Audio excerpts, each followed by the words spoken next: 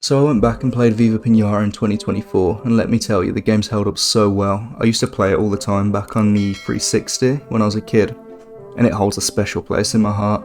The game has a lot of charm to it, and it's really memorable, from the intro song with all the pinatas singing it to even just the bit where you're walking down the path and all the animals are in colour, and then you get to your broken down garden.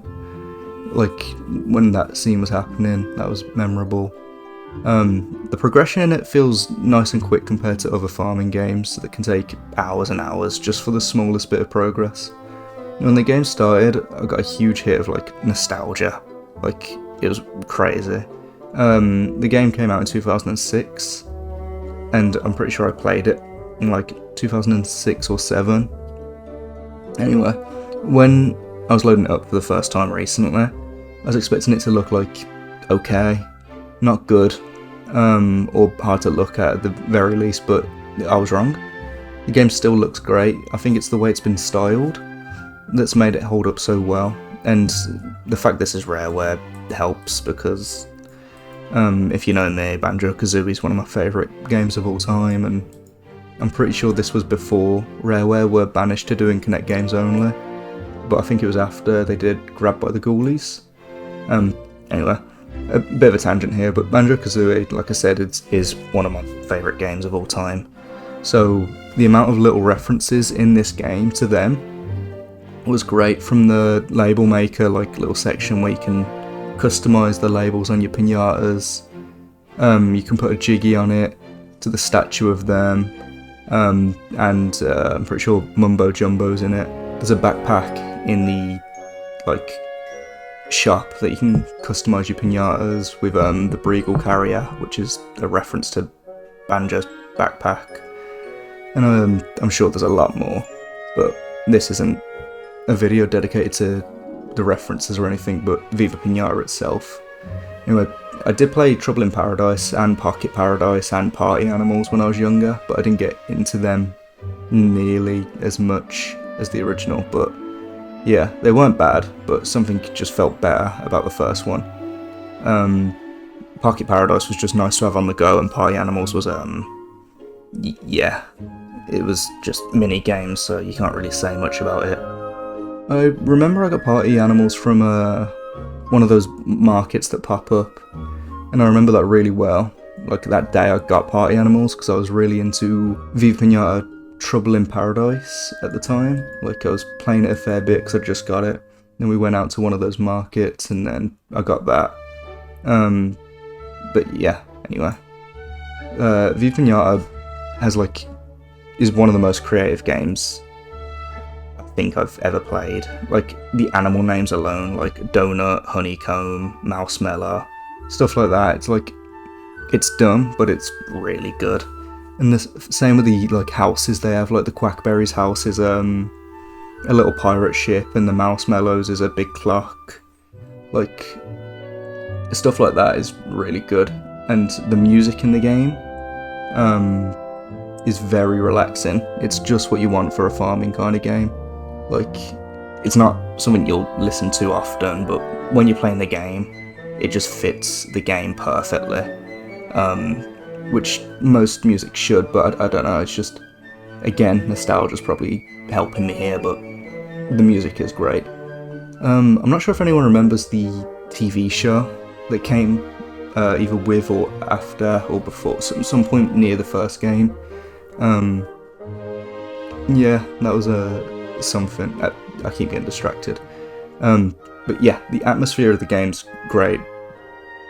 Even with the characters, the Gretchen Fetchum, Willy the Builder, stuff like that, they all look good still, if not a bit creepy, some of them. I remember being creeped out when I was younger by some of them.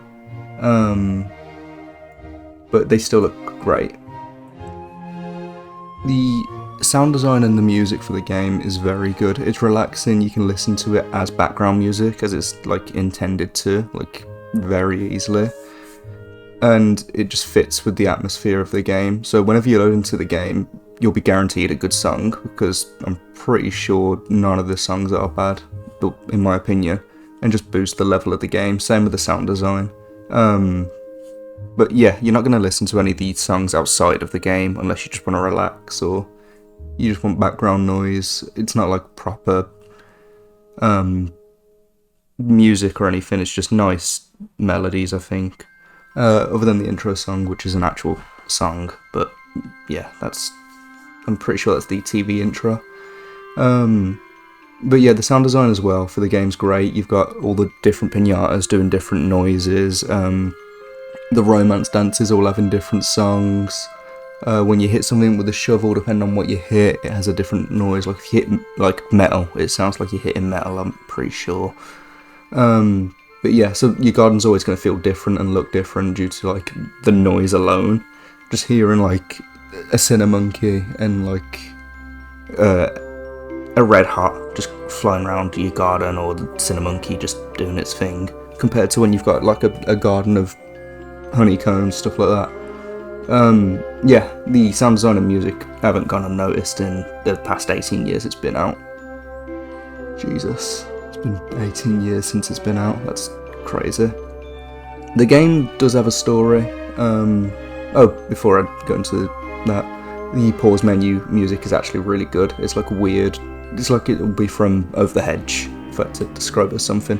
But yeah, the game has a story. I didn't really look into it, and I never have. It just pops up every so often. You get a new item in your journal to read, and then the guy who comes out and gives you shovel upgrades and stuff like that is like the old owner and stuff like that, and everyone links to one another somehow. So yeah, there's a story if you want to look into that. The game, like I said, is really relaxing and the progression's quick and snappy, but it doesn't come about obstacles like sour pinatas that come into your garden that can eat your pinata's eggs, which one of the characters brings eggs after they romance, and then they hatch, giving you the baby pinata to carry on going through. But yeah, so you got sour pinatas that can eat eggs or spit up bad seeds or fill up your water or just cause fights, stuff like that.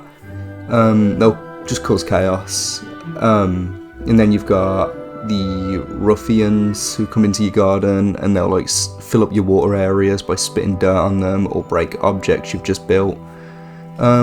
Stuff like that, and then you can pay them, or you can beat the sour pinatas to destroy them with your shovel. Like, there's ways to deal with them.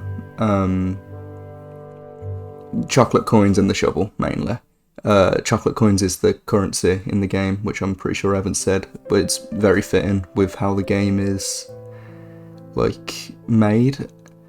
Like, it's all about pinatas and candy, and puns on sugar and sweets and stuff.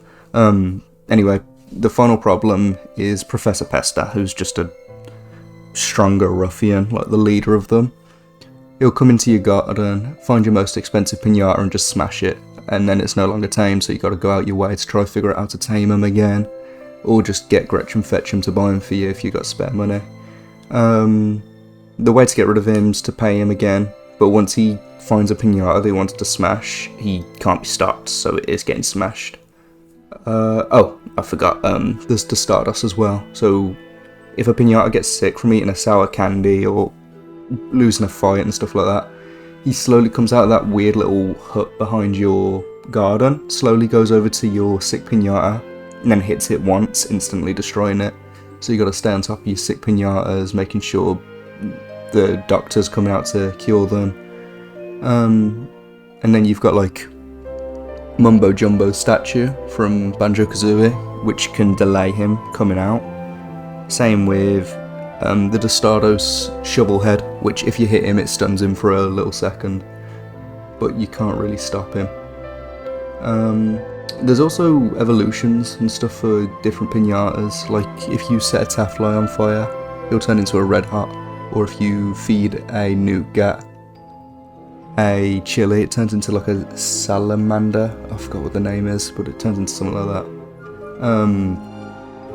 Yeah, there's quite a few different variants. There's more that I'm blanking on. Oh, if you feed a quackberry a gooseberry, it turns into a juicy goose. There's all these different little tricks and stuff. Same with variants for pinatas. If you feed them a certain thing, they can change colour, and each pinata has 3 colours, I think.